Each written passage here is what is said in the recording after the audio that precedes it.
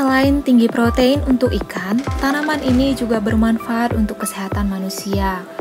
Nah, yang sudah membusuk sangat bagus untuk tanaman. Nah, sebelum kita bahas, klik tombol subscribe. Selain dampak positif, tanaman ini juga mempunyai dampak negatif terhadap lingkungan. Nah, di video ini kita akan lebih fokus membahas tentang dampak positifnya. Kita akan bahas tentang dampak negatifnya di akhir video nanti. Karena itu, jangan lewatkan ya videonya. Nah, ini salah satu jenis eceng gondok. Ini namanya apu-apu. Dia ada di dalam kolam.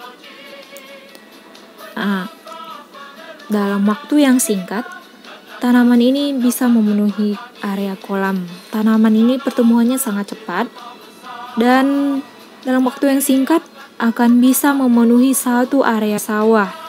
Jadi tidak heran kalau banyak orang menganggap ini hanya sebagai gulma dan pengganggu bagi pertanian mereka. Apalagi para nelayan yang ingin menangkap ikan, sementara daerah perairan dipenuhi dengan tumbuhan ini. Nah, ini manfaatnya sangat banyak karena tinggi protein. Ini kita menggunakannya untuk ikan sebagai pakan tambahan ikan. Nah, ini di dalamnya mengandung protein, perkembangannya juga cepat.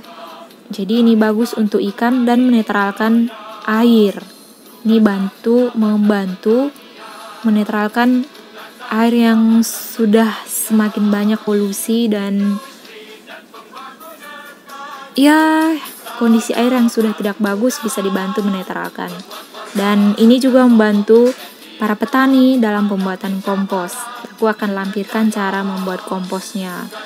Ini tanaman yang sudah membusuk kita gunakan untuk kompos dan nantinya dipakai buat menanam tanaman dan sayur-sayuran juga. Karena di dalamnya mengandung beberapa unsur hara yang memenuhi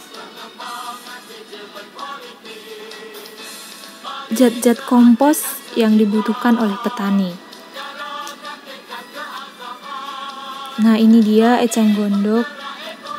Ini biasanya mengeluarkan bunga. Kalau di kolam ini dia dicampur dengan apu-apu, eceng gondok dan jenis apu-apu. Ini kalau di pasaran kita kemarin belinya seharga 5.000 untuk satu tanamannya, satu pohonnya. Nah, untuk manfaat kesehatan, ini bisa menyehatkan kulit, anti peradangan, memperlancar pencernaan, laktasi, dan menurunkan berat badan. Nah, salah satu contohnya, anti peradangan digunakan di daerah Filipina. Eceng gondok dicampur dengan jus lemon dan mengobati bisul juga. Racikannya bisa menyembuhkan peradangan untuk manusia.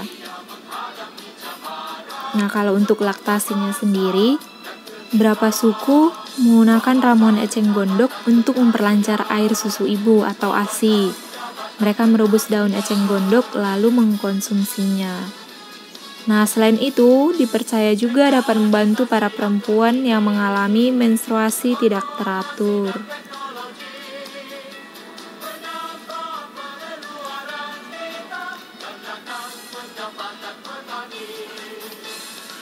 Nah, ini namanya Azula. Ini juga salah satu jenisnya.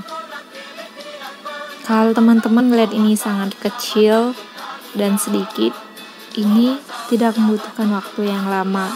Dia berkembang biak dan sebentar lagi ini harus dipindah, dan setelah dipindah nanti akan memenuhi kotak yang kita sediakan. Dan ini buat pakan ayam juga. Selain buat pakan ayam, juga pakan ikan, dan bisa juga untuk pakan sapi. Nah, Ini tumbuhannya dijual. Hasilnya akan dijual. Ada banyak para pembeli yang membeli tanaman ini untuk pakan ternak mereka.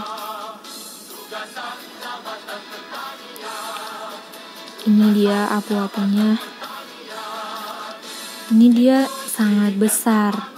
Dan ini biasanya harganya lebih mahal dari yang ukuran mini. Oke, buat kamu yang mempunyai kolam ikan, boleh diisi dengan tanaman ini untuk menambah protein pada ikan. Dan pembusukannya bisa untuk diolah jadi kompos. Nah, ini dia dampak negatif kalau eceng gondoknya penyebarannya sangat banyak. Apalagi ini di daerah perairan yang biasanya digunakan nelayan untuk menangkap ikan. Pastinya dampak negatifnya ini akan meningkatkan penguapan air, berkurangnya intensitas cahaya dan oksigen terlarut, menyebabkan pendangkalan dan transportasi air terganggu. Oke, terima kasih sudah menonton dan jangan lupa ya ditonton tentang pertanian, pengobatan, dan video kita yang lain. Terima kasih sudah menonton.